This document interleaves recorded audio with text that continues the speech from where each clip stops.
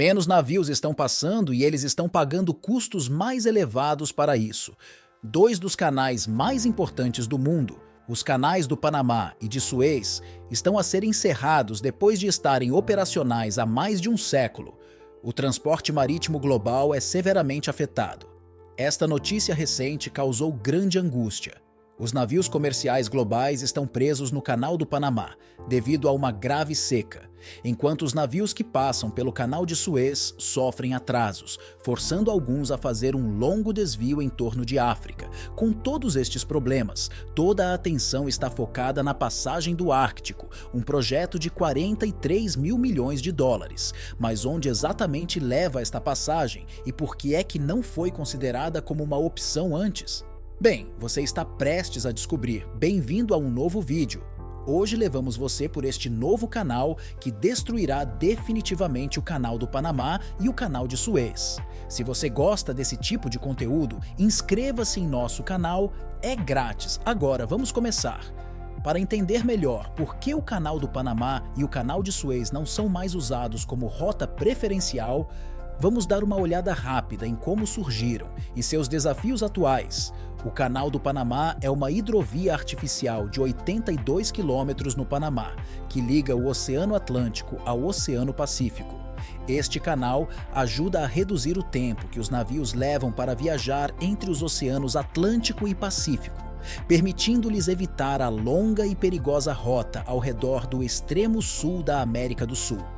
Este enorme canal é um dos maiores e mais difíceis projetos de engenharia nunca empreendidos e mudou definitivamente o mundo quando foi inaugurado oficialmente em 15 de agosto de 1914.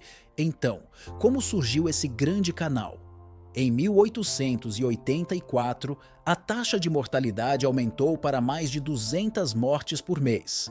E em 4 de maio de 1904, os Estados Unidos assumiram e compraram o equipamento e as escavações francesas, incluindo a Ferrovia do Panamá, por 40 milhões de dólares. Com isso, os Estados Unidos também pagaram ao novo país, o Panamá, 10 milhões de dólares e um pagamento de 250 mil dólares a cada ano seguinte.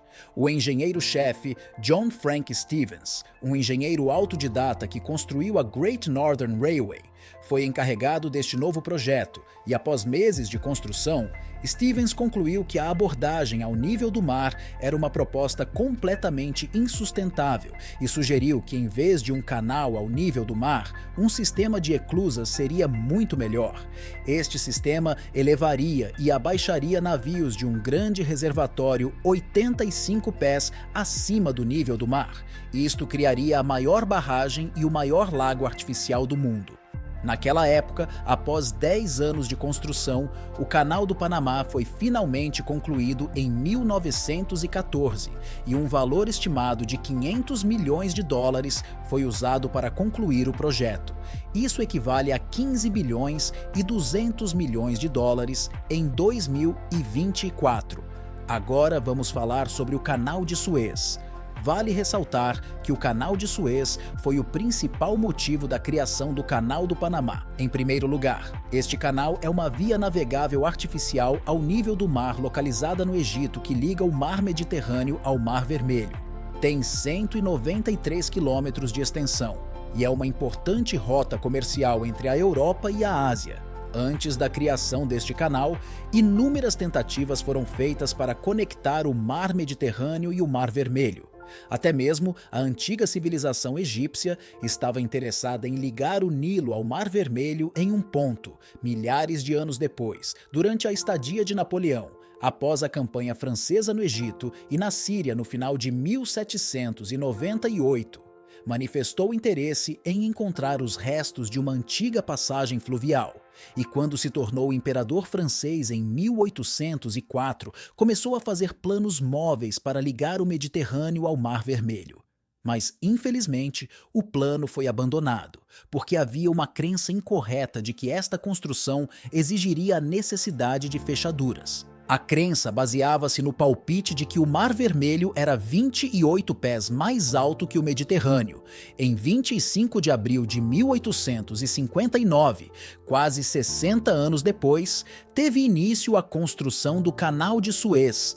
O diplomata francês Ferdinand Dips foi o responsável por este projeto. Empregou milhões de pessoas, algumas fontes estimam em mais de 1.500.000 pessoas. E como o Canal do Panamá, a construção deste canal teve suas próprias mortes, com mais de 120.000 mortes. A construção do canal foi concluída 10 anos depois, em 1869. Ao contrário do Canal do Panamá, o Canal de Suez não utiliza sistema de eclusas para içar ou abaixar os navios que passam por suas águas. Isto graças ao fato de o Mar Vermelho e o Mar Mediterrâneo do Golfo de Suez terem o mesmo nível de água, pelo que os navios podem passar diretamente pelo canal sem terem de ser içados por eclusas, tornando-o mais rápido e eficiente.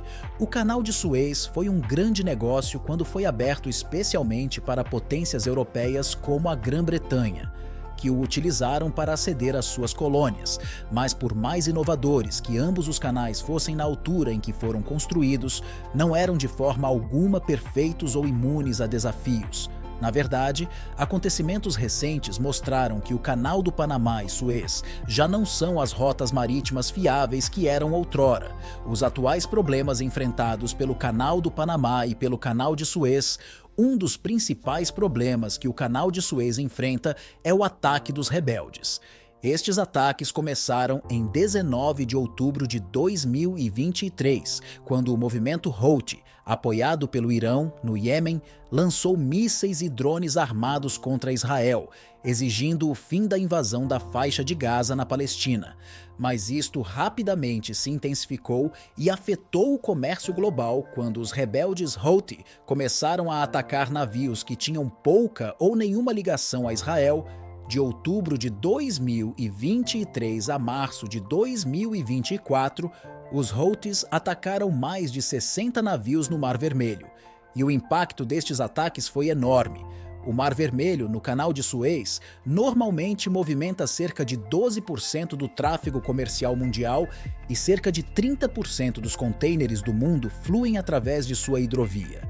Até agora, em 2024, o Canal de Suez caiu 64% em relação ao ano passado. Em vez disso, várias companhias marítimas estão a responder a estes ataques fazendo uma rota mais longa em torno do Cabo da Boa Esperança, que é uma viagem muito mais longa e mais cara, porque viajar através do Cabo da Boa Esperança pode atrasar a viagem em mais de uma semana, acrescentando em alguns casos 12 a 20 dias adicionais à sua viagem. Tomemos, por exemplo, um navio navegando de Xangai para Nova York, via Suez, que terá que percorrer quase 12.370 milhas náuticas. Mas através do Cabo da Boa Esperança, a distância aumenta para aproximadamente 14.460 milhas náuticas. Mas o ataque dos Houthis não é a única crise que o Canal de Suez enfrenta.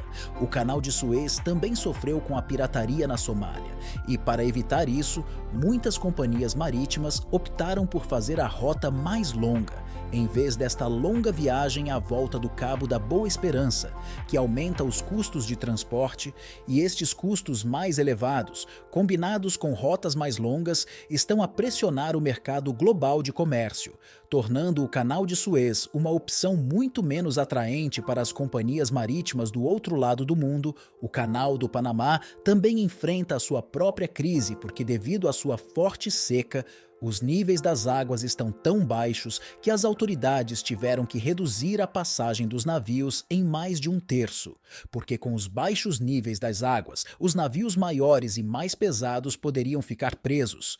Esses barcos grandes também precisam de mais água para serem levantados.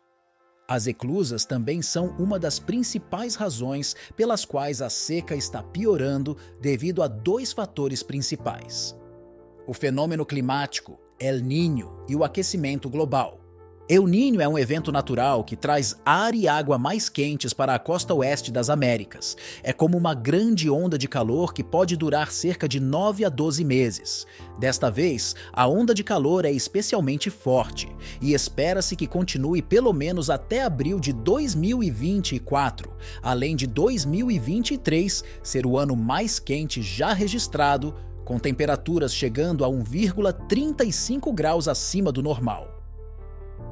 As flutuações do El Niño são causadas pelas alterações climáticas globais, e os cientistas alertam que estas flutuações só irão piorar com o passar do tempo.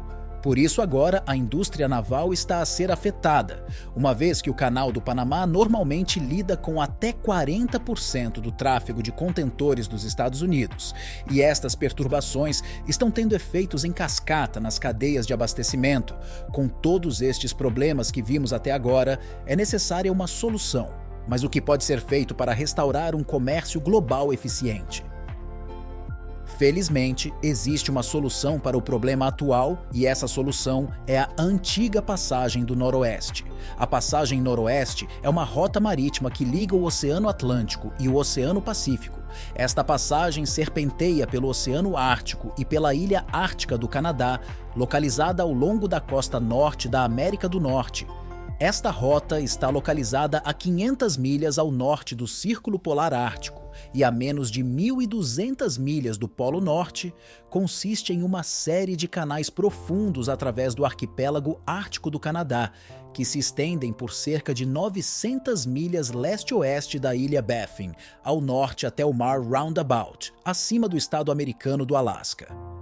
No entanto, a história de como a Passagem Noroeste surgiu é bastante interessante. A primeira tentativa registrada de descobrir a Passagem Noroeste foi a viagem leste-oeste de John Cabot em 1500. Mas, na realidade, Cabot não estava em uma missão para encontrar a Passagem Noroeste, mas foi enviado por Henrique II em busca de uma rota direta para o Oriente. 5 anos antes de João iniciar a sua expedição, Colombo tentou encontrar uma nova forma de chegar à Ásia navegando para o oeste. Ele queria fazer isso porque as rotas terrestres habituais da Europa para a Ásia foram bloqueadas pelo Império Otomano, que havia dominado o Oriente Médio. A expedição de Colombo influenciou muito John Cabot, que mais tarde fez uma expedição pessoal. Mas o clima severo e a má alimentação e os suprimentos revelaram-se muito difíceis para Cabot. Depois disso, vários exploradores europeus iniciaram uma busca para encontrar a Passagem Noroeste, números expressos em dígitos convertidos para suas expressões em letras. Exploradores famosos como Jacques Cartier, Sir Francis Drake, Sir Martin Frobisher e Capitão James Cook falharam e muitos sofreram desastres. Sir Humphrey Gilbert, por exemplo, escreveu sobre a Passagem do Noroeste, inspirando outros a encontrá-la, mas ele se afogou em 1583 enquanto tentava encontrá-la. Mais tarde, Henry Hudson, que também tentou encontrar essa passagem, ficou preso no mar com seu próprio filho e mais 7 pessoas em 1611 e nunca mais foi visto. Durante sua busca, ele havia encontrado a Baía de Hudson, mas não era a rota que procurava. Pelo contrário, esta passagem se revelou uma armadilha de gelo. A busca pela Passagem Noroeste continuou por séculos, e mais exploradores arriscaram suas vidas para encontrar esta passagem. Uma das expedições mais famosas e trágicas foi liderada pelo explorador britânico Sir John Franklin, em 1845. Esta expedição foi bem preparada, tal como os planos. Foi feito para mapear a última parte inexplorada da Passagem Noroeste. Franklin viajou com 2 navios, 34 homens e suprimentos durante 3 anos. Mas esta expedição também terminou em desastre porque Franklin e sua tripulação nunca mais retornaram. Logo, as equipes de resgate vasculharam as águas e fizeram novos mapas. Muitos artefatos da expedição foram encontrados na época, incluindo notas de que os navios ficaram presos no gelo em 1846. As notas também diziam que Franklin morreu em 1847 e outro capitão assumiu. Embora a missão de Franklin tenha terminado em tragédia, as informações coletadas durante sua expedição ajudaram a mapear partes da expedição da passagem noroeste. Depois de tantas mortes e perdas, a primeira navegação completa da passagem noroeste só ocorreu em 1906, quando o explorador norueguês Amundsen navegou percurso inteiro. Ele fez esta viagem entre 1903 e 1906, com uma pequena tripulação de 6 pessoas. A razão por trás da expedição do navegador norueguês Amundsen foi evitar os cobradores de dívidas, mas a sua simples fuga levou a conquistas históricas que o tornaram famoso. Usando um pequeno barco de pesca, Amundsen conseguiu navegar em águas rasas, o que o ajudou a completar a viagem. Suas realizações foram notáveis, inspirando outros exploradores a navegar pela passagem noroeste com entusiasmo.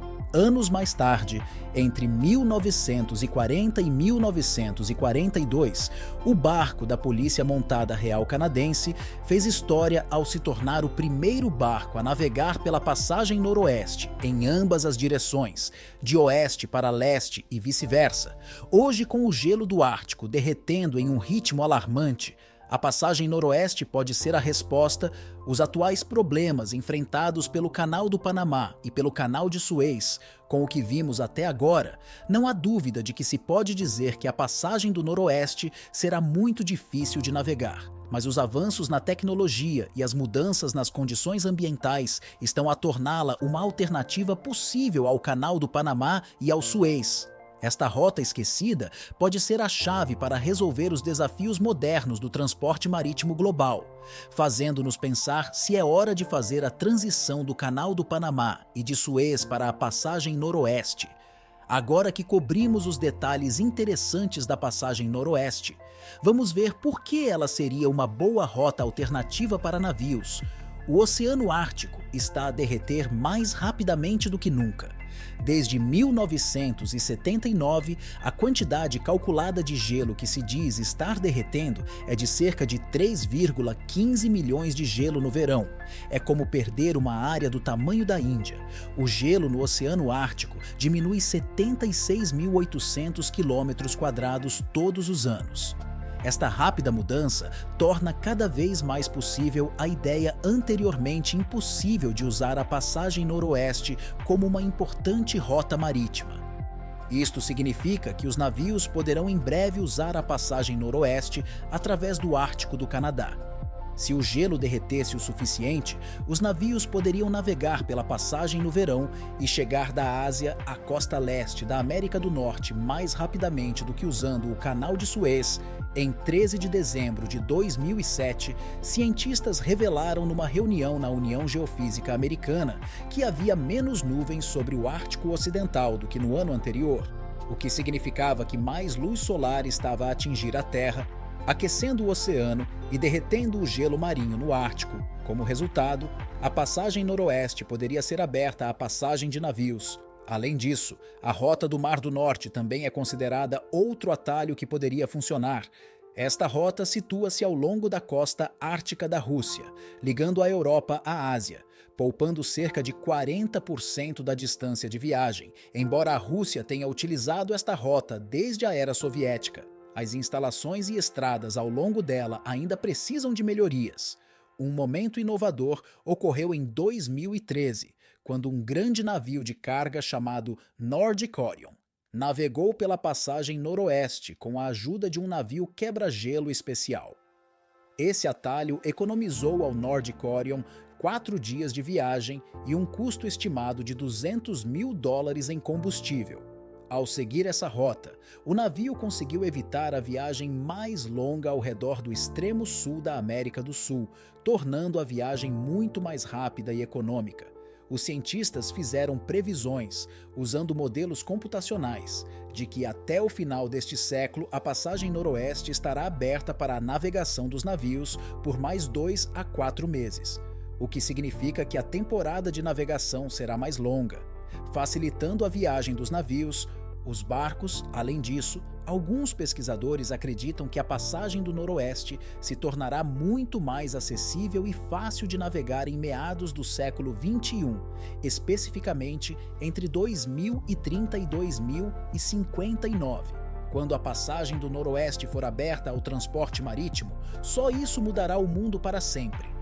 A distância para a maioria das viagens será reduzida em pelo menos 7.000 quilômetros em comparação com a longa rota através do Canal do Panamá, ou ao redor da América do Sul. Isso fará com que os navios viajem mais rápido e economizem muito tempo, além de que a distância mais curta resultará em enormes economias de combustível e outros custos, tornando o transporte muito mais barato. Esta é uma ótima notícia para as companhias de navegação que aproveitarão a oportunidade para economizar dinheiro.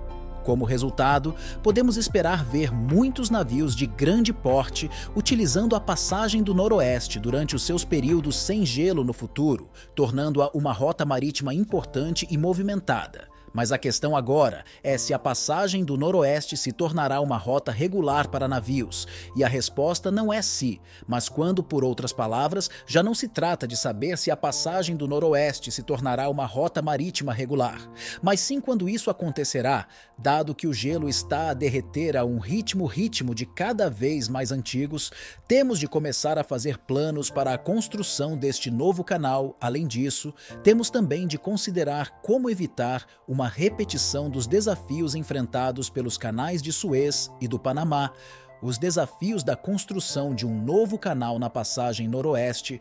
A primeira coisa que devemos considerar é que desenvolver a passagem Noroeste como rota de transporte exigirá muito dinheiro. Não estamos falando de milhões, mas de bilhões de dólares. Aqui, como os canais do Panamá e de Suez, nos quais foram investidos milhões de dólares, a passagem Noroeste pode exigir mais financiamento do que podemos imaginar. Primeiro, serão necessários bons engenheiros para ver se a construção de um canal é possível e se a criação de portos é aprovada. Os terminais e sistemas de navegação serão construídos do zero porque não há nada lá em cima no momento. E também são necessários quebra-gelos devido ao frio da passagem Noroeste. Os quebra-gelos são necessários para quebrar e navegar em terrenos de água fria. Os quebra-gelos são navios fortes que navegam em águas geladas e abrem caminho para outros navios seguirem com segurança. E esses navios exigem muito dinheiro para construir e manter. Mas se quisermos manter a rota aberta durante todo o ano, os quebra-gelos são importantes.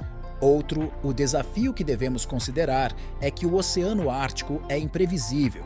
As condições do gelo estão em constante mudança, os fluxos dos icebergs e o gelo em movimento estão em constante mudança. Por isso, os navios que passam por estas rotas devem ser capazes de suportar as temperaturas geada e águas congeladas. Além disso, o clima muda muito. Desde neblina espessa até tempestades e quedas rápidas de temperatura, é importante ressaltar que a passagem Noroeste passa pelas águas de 3 países: Canadá, EUA e Groenlândia. Quando o gelo derreter, as relações entre estes países poderão afetar a facilidade de navegação dos navios. E estas relações poderão criar novas políticas para os navios que planeiam navegar nas suas águas. Atualmente, não existem políticas que determinem quem pode ou não passar pela passagem Noroeste. Por outro lado, há que ter em conta que as duras condições do Ártico tornam extremamente difícil a limpeza de derrames de petróleo. Se um derrame ocorresse nestas águas, seria muito difícil de conter e poderia ter um efeito perigoso no ecossistema. E estudos demonstraram que derrames de petróleo em ambientes frios como o Oceano Ártico podem prejudicar a vida selvagem, contaminar fontes de alimentos e perturbar comunidades locais. Chegamos ao final deste vídeo. Diga-nos a sua opinião na caixa de comentários. Se você gostou do vídeo, dê um like, inscreva-se e não esqueça de ativar o sininho para não perder vídeos futuros como esse. Até a próxima!